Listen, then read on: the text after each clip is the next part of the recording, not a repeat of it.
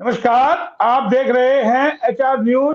जैसा भी हमने आपको थोड़ी देर पहले खबर दी थी कि तमिलनाडु के कन्नूर में एक विमान क्रैश हुआ है और विमान था जनरल विपिन रावत का। तो ये हेलीकॉप्टर जो वहां पर क्रैश हुआ है उसी पे हम अगला अपडेट आपको दे रहे हैं। हमारे साथ एडवोकेट नरेश चौहान जी हैं और साथ के अंदर है विनय यादव जी। दोनों से बातचीत जरूर करेंगे। चौहान साहब, क्या लगता है, पूरी खबरें अब तो छन छन की आ रही है, इसमें कैजुअलिटी भी कई सारी हुई है, किस तरीके से देखते हैं इस हादसे को आप? मोहनलाल जी, ये बहुत ही दुखद हादसा है। तो हम अपनी तरफ से एक किस्म से शोक प्रकट करते हैं। और मैं तो चाहूंगा कि ये एक किस्म से राष्ट्रीय शोक की बात है।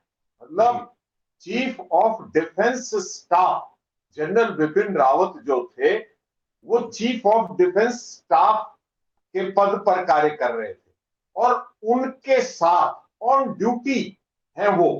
उनके साथ जो स्टाफ है वो भी ड्यूटी पर है। आपको याद होगा, पार्लियामेंट अटैक हुआ था, 1 दर्जन के करीब सिपाही और जवान, मतलब वो शहीद हो गए थे पार्लियामेंट को बचाने के लिए। तो अब इस हादसे में जो अब तक खबर आ रही है, 3 कैजुअलिटी की, 4 कैजुअलिटी की, और जो अपडेट अभी लिया जा रहा है वो पूरा नहीं हो पा रहा है। तो मैं तो कहूंगा कि अगर एक भी चीफ ऑफ डिफेंस स्टाफ का आदमी इस हादसे में मरता है, उसकी मौत होती है, तो ये राष्ट्रीय शोक की बात है। और जो घायल हुए हैं वो जल्दी से जल्दी रिकवरी करें। और भगवान से प्रार्थना है कि जिसकी भी जान बच सकती है वो जान बचे। नहीं, बचाई जा रही है, रेस्क्यू ऑपरेशन वहां चल रहा है। और एक दूसरी तरफ आपको पता है संसद भी चल रही है, उसमें भी गृह मंत्री राजनाथ सिंह ने पूरी जानकारी प्रधानमंत्री जी को दी है, पूरे हादसे से रूबरू कराया है। रेस्क्यू ऑपरेशन वहां चल रहा है। तस्वीरें भी हम लगातार अपने दर्शकों को दिखा रहे हैं, जो वहां से हमारे पास तस्वीरें आ रही है, किस तरीके से विमान की जो हालत है, कंडीशन है, तो वो आप देख करके कुछ अंदाजा लगा सकते हो। विपिन रावत की जहां तक जो खबरें आ रही है कि अभी गंभीर अवस्था के अंदर हॉस्पिटल में भर्ती कराया गया है, उनको हालत अभी गंभीर बनी हुई है। वो सारी चीजें ठीक है, लेकिन इसके साथ साथ ये भी तो हमें देखना चाहिए कि ये समय कितना लग रहा है। आज जब हम देश में एक डिजिटल क्रांति की बात कर रहे हैं, आज इतना बड़ा हमने एक जाल फैला रखा है, और chief of defence staff on duty, और वो भी वहां आर्मी के कॉलेज में, वहां उनका लेक्चर। मतलब ये चीजें कितनी अपडेट होनी चाहिए और किस गति से इनको फॉलो करना चाहिए, वो एक चिंता की बात है। नहीं, उसमें एक और चीज भी है ना, ठंड का मौसम है तो ऐसे के अंदर कोहरा भी हो सकता है वहां पर। जो ये हादसा हुआ, आपको लगता क्या वजह क्या होगी? पहाड़ी इलाका है, जैसे अभी हम जो रिटायर्ड नेवी थे उनसे बात कर रहे थे, चंद्रहास जी से, उन्होंने बताया कि ठंड का मौसम है, पहाड़ी इलाका है, खाइयां हैं, रेस्क्यू करने में भी टाइम लगता है वहां पर। मोहनलाल जी, हाईवे जितनी से हाईवे चाहे से कोई तीन चार। रेलवे की जांच हो, एयर क्रैश की जांच हो, कोई भी ये जांच वगैरह जो है ना, इनसे कोई सबक, कोई भी सरकार, मौजूदा सरकार हो या पहले की सरकार हो, सब लिपापोती वाली बात करते हैं। और कोई भी आदमी, किसका किसी ना किसी का तो दोष था, कोई सूली पे हमने चढ़ता नहीं देखा। ये सब जांच जो है वो आई वाश होती हैं। लेकिन ये बहुत दुखद है और ऐसी चीजें नहीं होनी चाहिए, इनकी पुनरावृत्ति नहीं होनी चाहिए। लेकिन सब कुछ होने के बावजूद अगर ये हो जाता है, तो सत्ता में बैठे, सरकार में बैठे उन लोगों को सोचना चाहिए कि क्या इलाज। नहीं, इलाज इसमें लापरवाही कहीं नजर आ रही है, या वही फिर मैं कह रहा हूँ कि उड़ान भरने जांच से पहले, किसकी, उड़ान किसकी भरने से जांच, पहले। और क्या सीडीएस, मतलब प्राइम मिनिस्टर जिस प्लेन में जा रहा है, हेलीकॉप्टर में जा रहा है, सीडीएस उसी, और ये इंटरनेशनल मानक का बताते हैं हेलीकॉप्टर है। हम कोई एक्सपर्ट नहीं है, ना नेवी के ना एयरफोर्स के, लेकिन एक आम आदमी की बात मैं बता रहा हूं कि चीफ ऑफ डिफेंस स्टाफ के हेलीकॉप्टर का ऐसा होना बहुत ही दुखद और एक बहुत गंभीर बात। देखिए, ताजा जो जानकारी मिल रही है ये आ रही है कि अभी इसमें 11 शव बरामद कर लिए गए। अभी लाल जी, हम कह रहे थे एक देखिए भी खबरें शव, छन छन की आ हम रही है कह रहे हैं क्योंकि एक भी शव, एक भी आदमी मरता है सीडीएस के स्टाफ का, राष्ट्रीय शोक की बात है। इसका मतलब जनरल बिपिन रावत के रैंक का है वो आदमी भी, हम उसको कम नहीं आंक सकते। बिल्कुल। विनय जी, आप किस तरीके से देखते हैं जो ये हादसा हुआ है, एक प्लेन क्रैश हो जाता है खाई के अंदर, किस तरीके से उसको देखते हैं? दुखद है आज ये बड़ी घटना देश इस के लिए। तरह की घटना जब भी होती है देश में, जरूर बिल्कुल दुखद घटना है।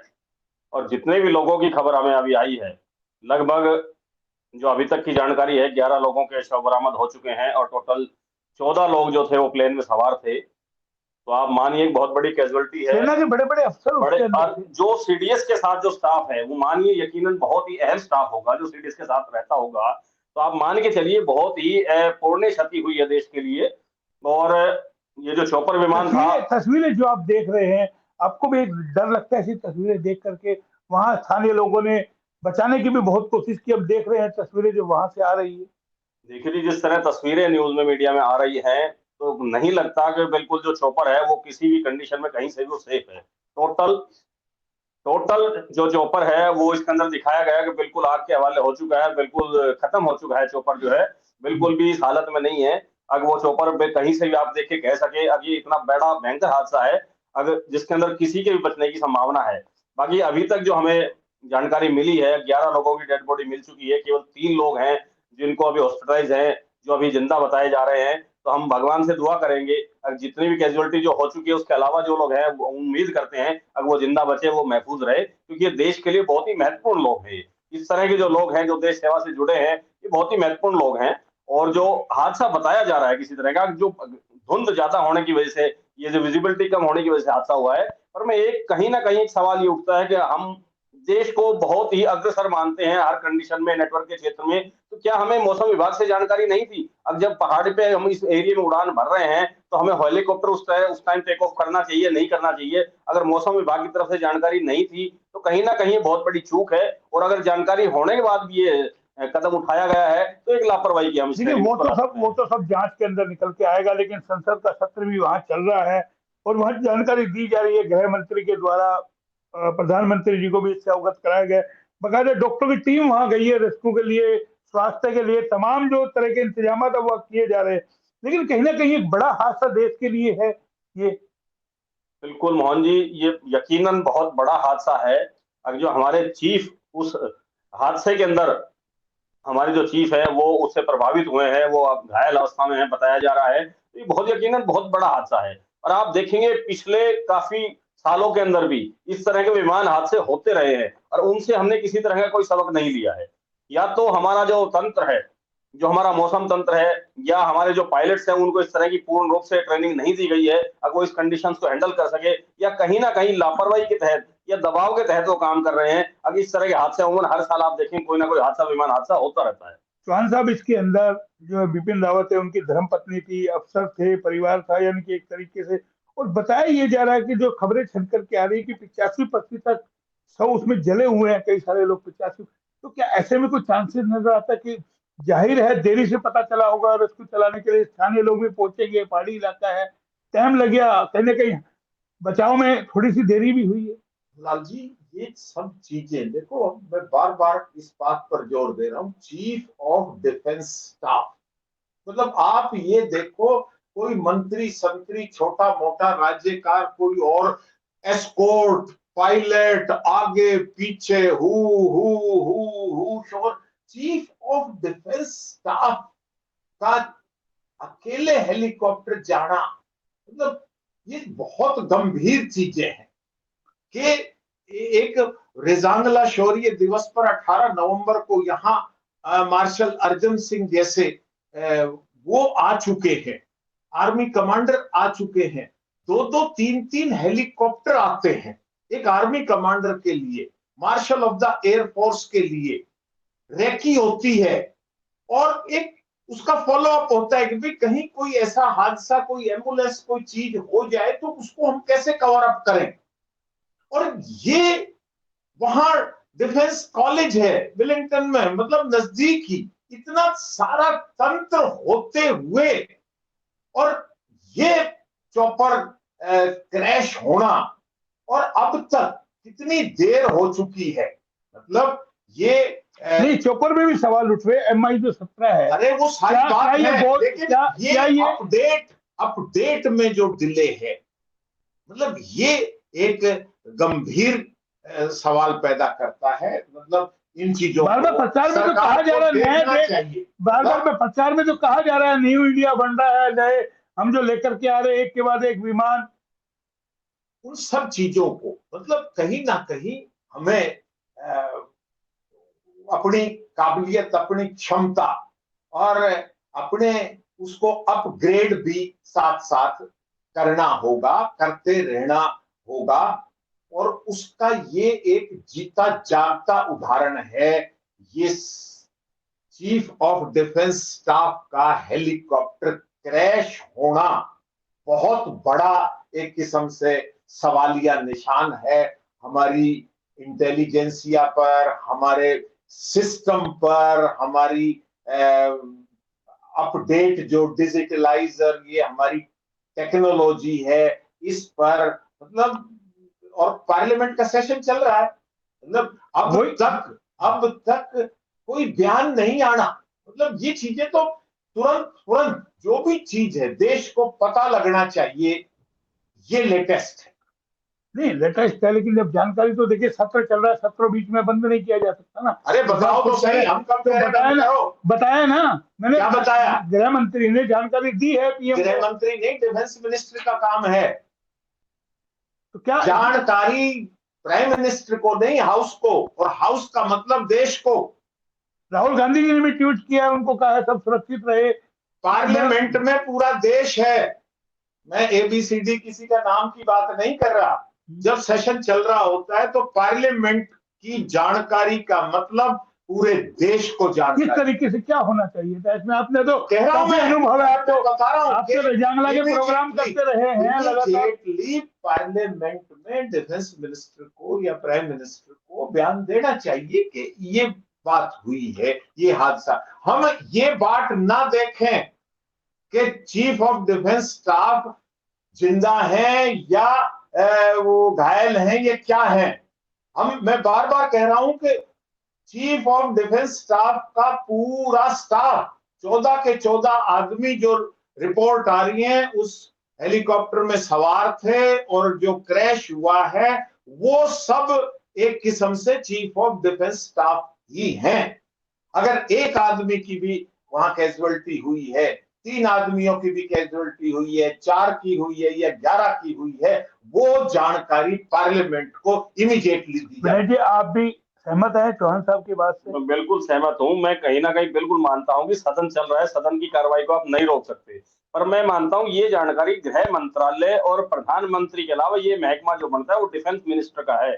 कम से कम डिफेंस मिनिस्टर को तो मौके पर पहुंचना चाहिए था। ऐसा नहीं, अगर वो सदन में भी हैं तो सदन छोड़ के जा सकते थे, उनके अकेले के जाने से सदन की कार्रवाई बाधित नहीं होती। मगर जिस व्यक्ति का जिसका महकमा डिपार्टमेंट है उसकी रिस्पॉन्सिबिलिटी ज्यादा बनती है इन तरह के हादसों के पीछे। और फिर ये तो देश के प्रमुख हैं, CDS बता है, अगर उनके साथ ऐसा हादसा होता है तो आप मानिए जो निचले लेवल के जो चॉपर हैं, जो हमारे व्यवस्थाएं हैं, जो मशीनरी है, उन पे हम कैसे विश्वास कर सकते हैं, उनका क्या भरोसा रहेगा। अब ये सबसे बड़ा सवालिया निशान उठता है। अब जिसको सबसे सुरक्षित मानते हैं खुद जो देश के CDS जिसमें सवार हो, और वो विमान इस तरह के हादसे के शिकार हो जाते हैं, तो अन्य विमानों की हम जो क्वालिटी है और जो उनका जो तंत्र है उस पर हम कैसे विश्वास और भरोसा कर सकते हैं। लेकिन कई सारी अब जो आपको क्या जानकारी इसमें मिल रही है, क्या कुछ लगातार खबरें आप भी देख रहे होंगे, क्योंकि आपके भी परिवार में कई लोग फौज के अंदर हैं, रिलेटिव आपके हैं, किस तरीके की, क्या कोई आपके आसपास किस तरह की जानकारी मिली, रेवाड़ी क्षेत्र का कोई हो उसके अंदर, कोई ऐसी जानकारी है आपके पास? नहीं, अभी तक तो जहां तक ये सारी जानकारी गोपनीय रखी गई है सरकार की तरफ से, किसी का भी नाम नहीं रखा गया, ना ये बताया गया है कौन कौन 14 आदमी थे, वो कौन कौन सवार थे,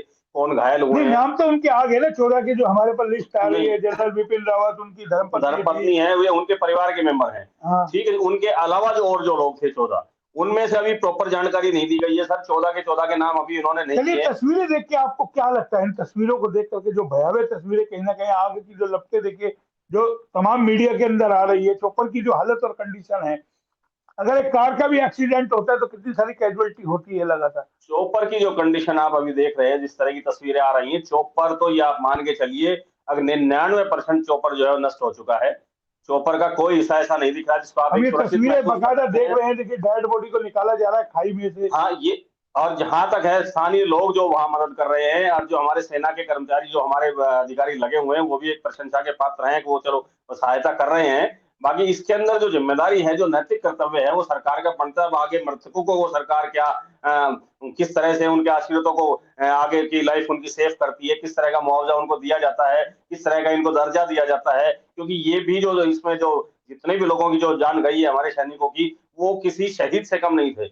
ये आप मान के चलिए अब देश की जो प्रमुख सुरक्षा तंत्र है उसके सारे साथी थे, उनके साथ लगे हुए थे, और इन लोगों की क्षतिपूर्ति किसी तरह से पूरी नहीं की जा सकती। ये बहुत ही हमारे देश के लिए एक दुख की घड़ी है और व्यथा का विषय। जॉन साहब, मेरा अंतिम सवाल आप ही से है। पूरी तमाम जो चीजें आपने देख ली, क्योंकि एक के बाद एक खबरें निकल निकल के आ रही है अलग अलग तरीके से, विपिन रावत जी को लेकर के जो कहा जा रहा है हालत गंभीर है, स्थिति गंभीर है, क्या लगता है जल्द सुधार हो पाएगा जिस तरीके की स्थिति, या कुछ और आपको इसके अंदर लग रहा है? मोहनलाल जी, ये सब चीजें जब आ जाएगी, हम तो भगवान से प्रार्थना करते हैं कि जो आदमी एक भी सांस है उसका जीवन बचे, लेकिन मैं ये कह रहा हूं कि ये हादसा हुआ है, ये एक किस्म से बहुत बड़ी राष्ट्रीय त्रासदी है, और इसको विपिन रावत जी सुरक्षित हैं, नहीं, विपिन इससे रावत पहले भी जी घायल हैं, इसी MI-17 का वो हो ना हो, लेकिन अगर एक आदमी भी, 3 आदमी भी, 4 आदमी भी, उस स्टाफ के 11 आदमी भी अगर उस क्रैश में शहीद हुए हैं, अरुणाचल में हुआ है ना, तो वो एक किस्म से राष्ट्रीय शोक घोषित करना चाहिए। मैं ये कह रहा हूँ राष्ट्रीय शोक की विषय। सवाल अगर जब राष्ट्रीय शोक आप घोषित करोगे तो आपकी भी आंखें खुलेंगी कि आइंदा ऐसी बात ना हो।